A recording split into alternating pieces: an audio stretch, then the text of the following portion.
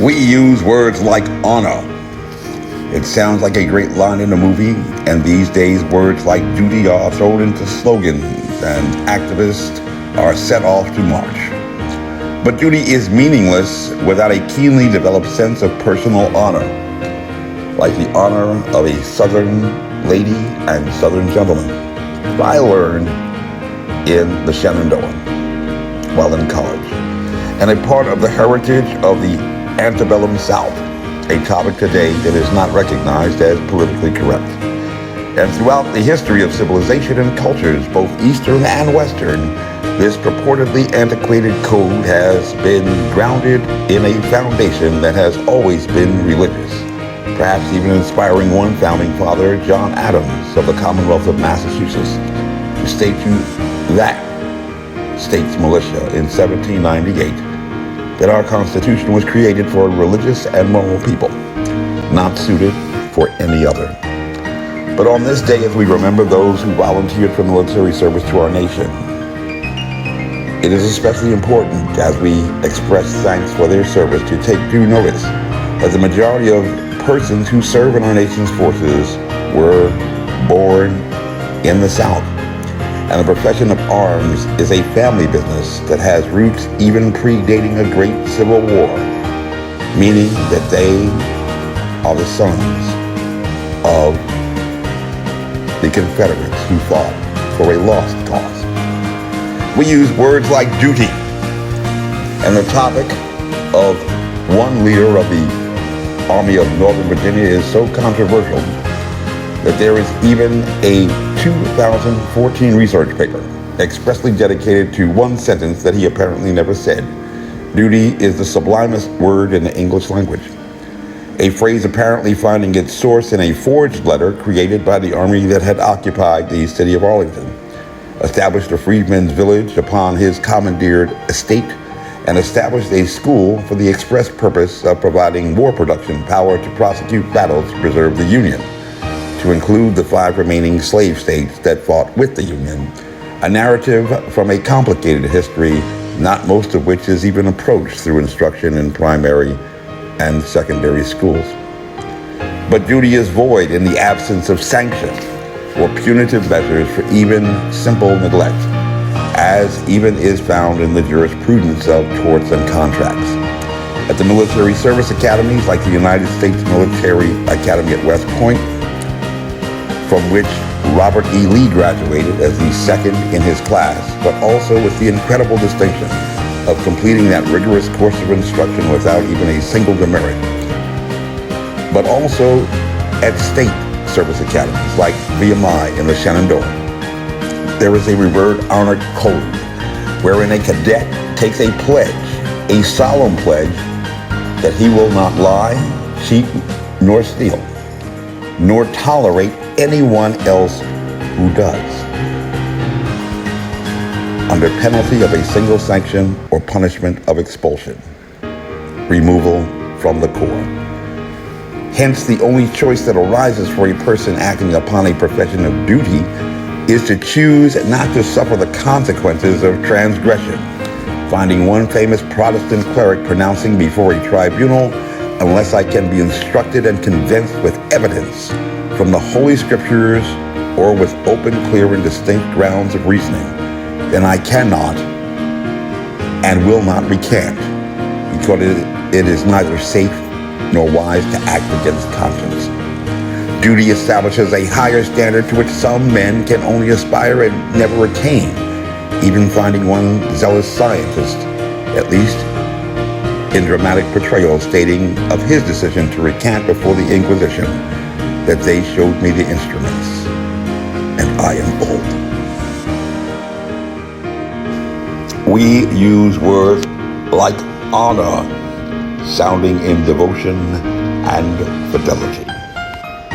We use words like selfless service and sacrifice, which are the sine qua non of any action arising from a sense of duty, finding it neither expedient nor often arising at the most convenient times, and a leader particularly, acting under the obligation of duty, may often experience the loneliness of command, doing the right thing in the absence of popularity, enduring the opportunity cost of his choice, and finding that his heart bleeds at the death of every one of his gallant men.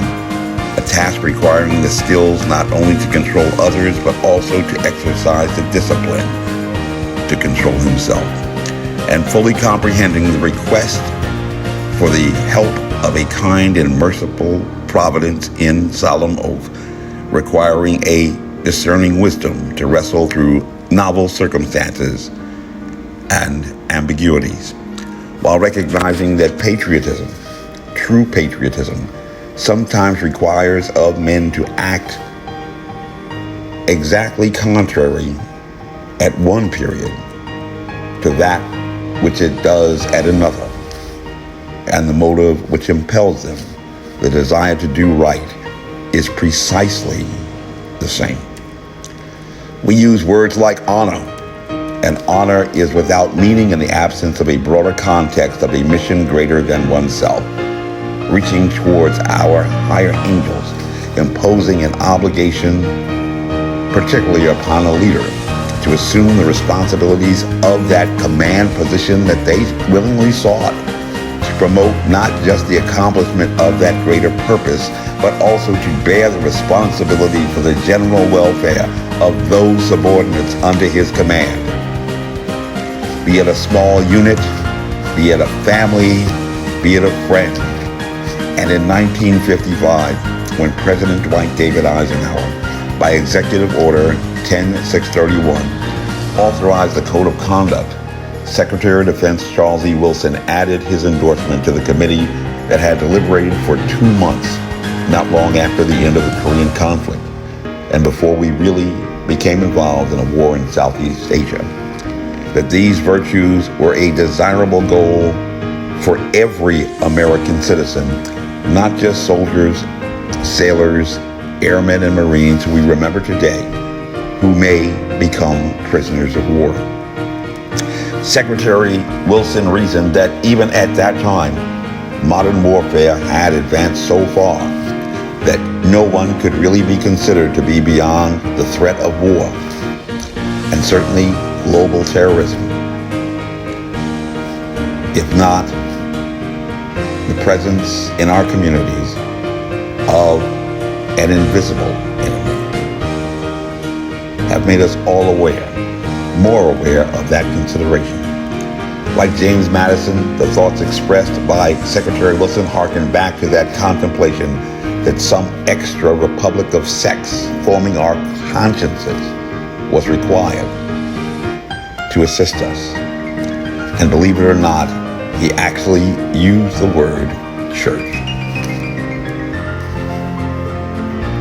And so, on this day, marking exactly 30 years and 1 month since I first raised my hand to accept the obligation of military service, as we take deliberate time to reflect upon those who chose to bear the responsibility to protect us, fully knowing that only 71% of age-eligible Americans are even qualified to accept that commitment and begin that endeavor, and that less than 1% of those who are able to be all that they can be will go further and choose to do so for us and this great country. I think of my great uncle, who served under General Blackjack Pershing in the war to end all wars, whose end provided the impetus for all Americans to remember this day, and of my father, a citizen soldier who served faithfully, accepting a solemn oath before God to accept a commission to protect the Constitution of these United States against all enemies, foreign and domestic, with neither mental reservation nor purpose of evasion. And I remember that I am an American fighting man. I serve in the forces which guard my country and our way of life. I am prepared to give my life in their defense. I remember that I will never surrender of my own free will. If in command, I will never surrender my men while they still have the means to resist. I remember that if I am captured, I will continue to resist by all means available. I will make every effort to escape and to aid others to escape. I will accept neither parole nor special favors from the enemy. I remember that if I become a prisoner of war, I will keep faith with my fellow prisoners. I will give no information nor take part in any action which might be harmful to my comrades. If I am senior, I will take command. If not, I will obey the lawful orders of those appointed over me and will support them in every way. I remember that when questioned should I become a prisoner of war, I am required to give my name, rank, service number, and date of birth. I will evade answering further questions to the utmost of my ability. I will make no oral or written statements disloyal to my country and its allies or harmful to their cause. My name is Major Mike Webb, and by God, I am running for governor of Virginia. I ask every Christian, every conservative, every Republican, every Virginian, and every true American to, like the motto of the infantry, follow me, and we shall overcome. Honest.